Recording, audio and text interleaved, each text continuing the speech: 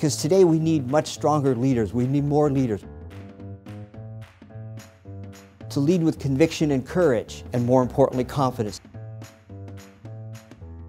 To be able to lead from the high road.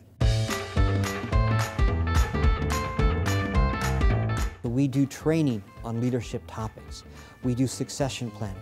We work with young, emerging leaders and experienced leaders. And it doesn't matter whether your concern is accountability, governance, poor attention to the customer, or maybe leaders who are not stepping forward.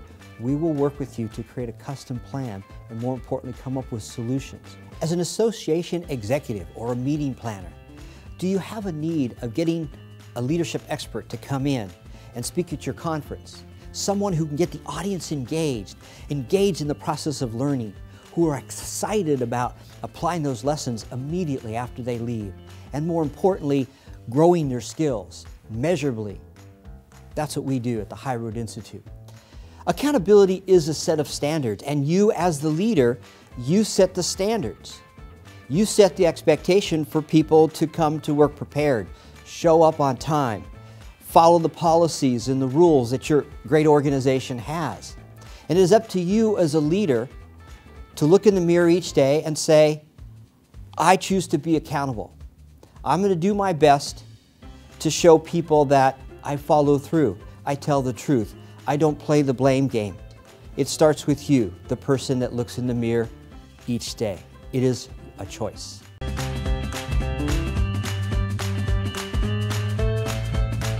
Why aren't my executives dealing with these bad behaviors that employees are demonstrating? Why do we have people volunteer to take on projects or take on initiatives? Or maybe you're just concerned that you don't have enough people to take on leadership roles. As we help to train the leaders that you need to take accountability, to be courageous, and more importantly, to do the things that you need them to do. Because leaders are not born, they are trained.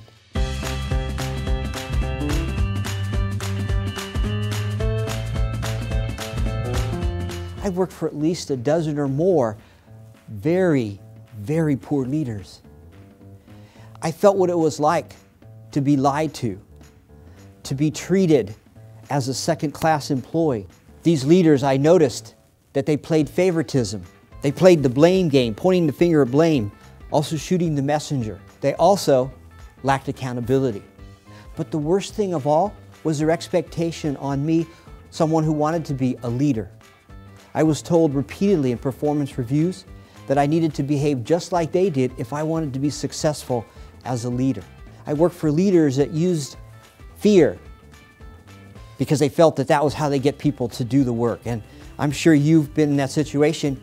Fear doesn't work for you, it doesn't work for me, it doesn't work for any of us. So I have an insatiable curiosity to find the truth, and so I did the work. I studied, I read, I interviewed leaders. I looked carefully at what they did, and I learned, as leaders, there are two paths to take. This direction leads to the high road, the road that we believe is the ultimate path to take. So to me, the high road is the epitome of success in terms of being ethical, doing the appropriate thing, but more importantly, knowing that you have done your best. And the other one, of course, is what I refer to as the low road. The low road is usually the path of least resistance. We don't value the high road because the low road, unfortunately, today, in many situations, in many professions, leads to bonuses, leads to stock market share, leads to incentives, leads to fame and fortune and getting your name all over the press or all over the internet. The path of most resistance, which is the high road, which is the road that you know when you take, you feel good about yourself. You have no regrets, and more importantly, you can sleep at night. As you know, leadership is a broad topic.